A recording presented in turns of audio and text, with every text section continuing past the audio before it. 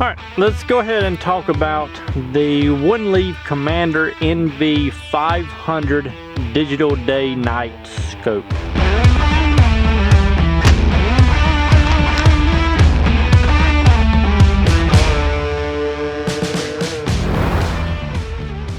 So we'll cover just a few of the specs and talk about my experience with it, and of course you're going to actually get to see through the optic footage of it being operated. So OneLeaf did send this out. This is my very first experience with a digital scope of any sorts. So they asked if I wanted to test it out, do a video on it. I said sure. I wouldn't mind having the experience with the digital scope, just to expand my experience. Got to using thermal a couple months ago, been really enjoying that, so I figured, hey, why not try a digital night vision scope.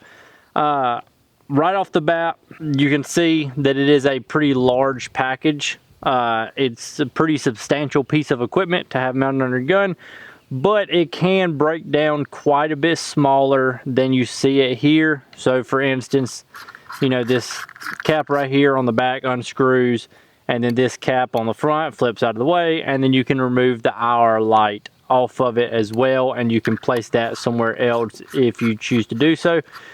But we'll go ahead and cover the actual specs of it. So it is a digital day and night scope. What that means is it's basically the same as a camera. The night vision just means that it's a really sensitive camera in layman's terms, as far as understanding how this thing actually functions. You're mounting a camera on your gun that's got a reticle in it, and there's some benefits to that. There's also some cons to that, but it does have a 4K Sony StarViz sensor, so it's a really good sensor in there. Again, if you're not into cameras, just know that it's a really good sensor, which means that the piece that all the footage is going through, the actual camera part of it, is really high quality. It means you're going to get good detail, you're going to get good footage in there when you're recording, as well as when you're looking at the screen, because when you're looking through this thing, you're not actually looking through the optic, you're looking at a screen in there. And so the sensor is what takes in all the information and puts it on that screen for you to view. So again, really good Sony 4K StarViz sensor. Means you're going to retain a lot of the detail when you're actually looking into this piece of equipment. So now something that is cool is on their site, when you are looking at this optic, is you can kind of build it up and scale it to fit your needs and your budget. So this one does have the 437 yard IR illuminator. I've got that mounted up top on the optic itself instead of mounting it somewhere on the gun. But if you want to mount it somewhere else, or you want to take it off, you can absolutely do so. I just wanted it to be all one unit so that I can move from gun to gun. And that is sitting on top of the laser rangefinder. That's another option that you can choose to have, or you can leave it. But it is a 1500 yard laser rangefinder. I've only been able to test it out to about 300 yards, and it's pretty doggone spot on. But I don't have 1500 yards readily available to test it out. So out to 300 yards, it was great, which is more than enough for this this style of optic, in my opinion. It is a waterproof optic, which is going to give you a lot of peace of mind that you can use this in pretty much any environment. So on those nighttime hunts, or even the daytime hunts when it's raining, you don't have to worry about it, because again, it is waterproof. Now OneLeaf does sell other lenses for this unit, and they are as simple as pushing a button and it just twists right off of there, pops off, and you can mount another lens. The one that I have mounted on it is a 2-26, but I do have a 4-52 available as well. That is that OneLeaf sent with the optic, but again, I'm running the 2-26. Just works a little bit better for my environment, a little bit closer in work. But again, you can have multiple lenses and they swap out super easily. As far as the operation of this, it is a 4-button system. Minus the power button, you've got just 3 buttons, so it does take pictures and record through here. Obviously, as you're seeing, you've got the day mode, the night mode, and the starlight mode. So to flip through the different modes, it's just 1 button. And then you've got a menu And then you've got this dial up top that is also a button as well. So that lets you go through the menu. And seeing that this is a camera, you do have focus on the front and the back. It also has basically an aperture ring. So again, if you're not into cameras, the aperture controls how much light comes in through the sensor. So if you're hunting on a really bright day and daytime mode, well, you can close that aperture up and you're letting less light through, so it's not blowing out all of the details. If you need more light coming through, well, then you can just open up the aperture really wide. It's really nice just to being able to adjust that light on the fly. And then inside the menu, you can basically control exactly how you want the picture to look. We're talking your white balance and your exposure, your saturation, your contrast, all that stuff. So you can fine tune how you want the actual picture to look. But if you don't want to mess with that stuff, it looks great straight out of the box from the factory. And I actually didn't even go in the menu and mess with any of that stuff. I do use this aperture ring up here to adjust how much light is coming through. Since it is a day and a nighttime scope, you've got this front cap up here that I mentioned can flip out of the way. So in nighttime mode, you want to open that up and really let that sensor breathe. Let as much light come in as possible. But then in the daytime, it's as simple as just closing this cap. If you want to make this smaller, then you can unscrew this sunshade. And there's a piece that actually fills that hole. But since this stays on this gun and has been used day and night, I just leave it on there. That way, when it's nighttime, I can just flip it out of the way, and then should I need to use it the next day, just close back up, click the button, throw it back in day mode. It does feature a one-shot zero, which is super easy to use. So you just take a shot, and then you go in the menu on the one-shot zero, and you're going to put one reticle on your point of impact, and then you're going to move your other reticle to your point of aim, and that's going to zero you up ideally in one shot should you do everything correctly and hold the rifle in the same place.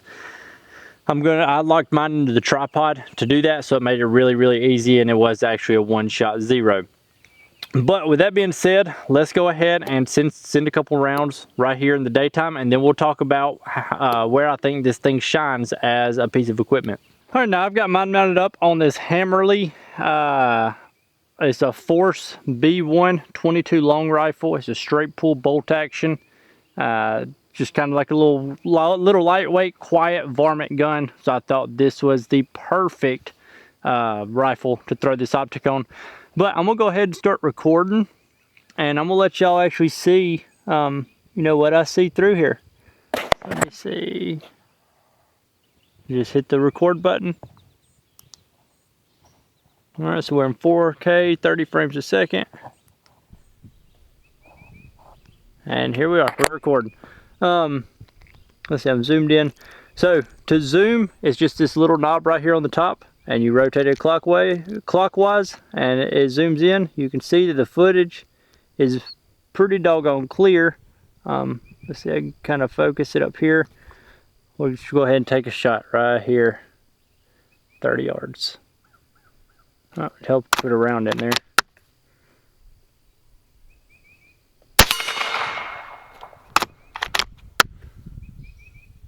Shoot it a little bit further.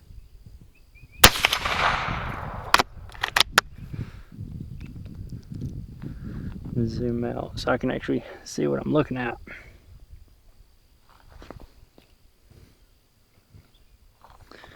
Let's see, we'll shoot that right there. It's a hit. Hopefully it's picking up on here. Dropped right underneath it.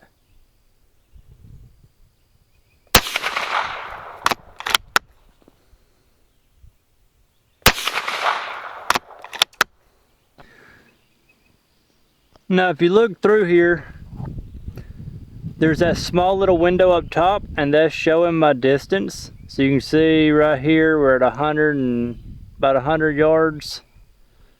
Go to these targets. 112 yards. Was that 98 yards?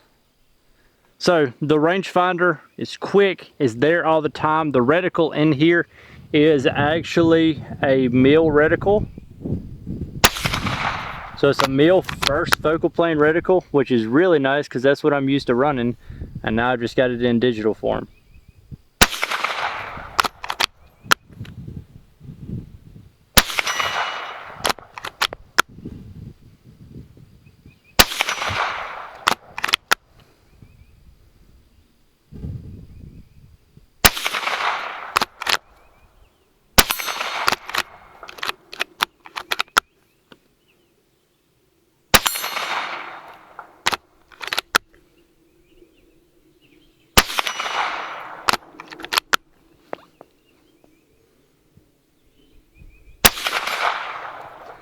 I mean, it's got no problem making hits. So as you can see, the picture that you get through it, the picture quality is pretty good. Should be able to pick up any detail that you need to pick up, and that goes for day and night. I'll be sure to throw in some nighttime footage in here as well, just overlay that.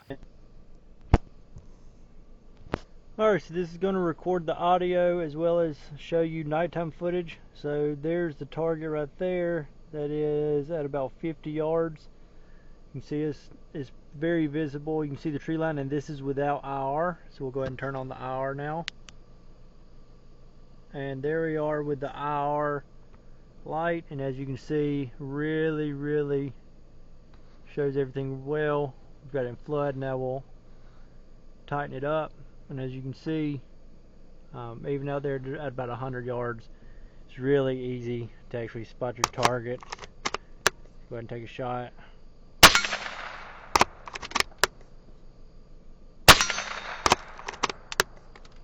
Let's see, we got a little bit further. There's the second one.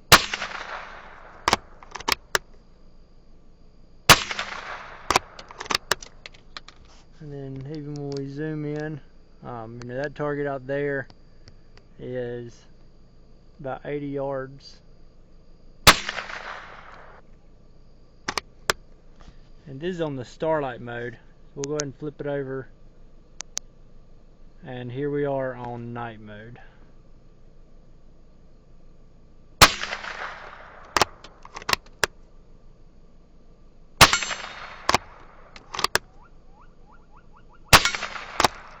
Picking up animals, so deer and whatnot, is super easy.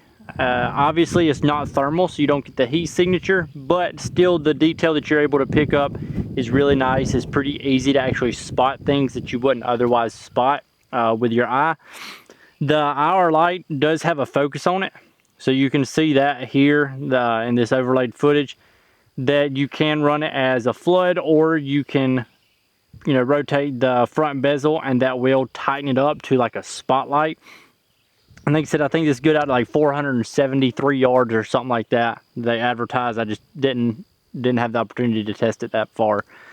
But again, the sensor quality in here is really solid. It takes a little bit getting used to, especially if you've never used something like this. Looking at that the small display in there, again, it's a screen that you're actually looking at, so that can be a little bit straining on the eye if you're not used to it.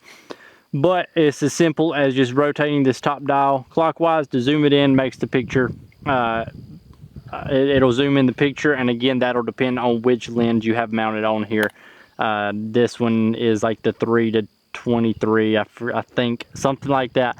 But it works for, you know, these distances.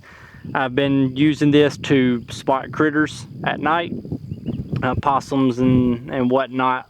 Works really good for that, you know, 50 yards and in. Obviously you can shoot it further, but I've been using it again 50 yards and in, and it's really nice being able to do that. Having the first focal plane mil reticle in there is nice, but you can change the reticle to different ones if you'd prefer something else, whether you want something a little bit more simple, what have you. It does have a ballistic calculator in here, so that's really cool. It's pretty much an all-in-one unit. If this is if that's kind of what you're looking for, you can record through it, take pictures. Got a ballistic calculator, first focal plane mil reticle, daytime, nighttime shooting, does all of that relatively well.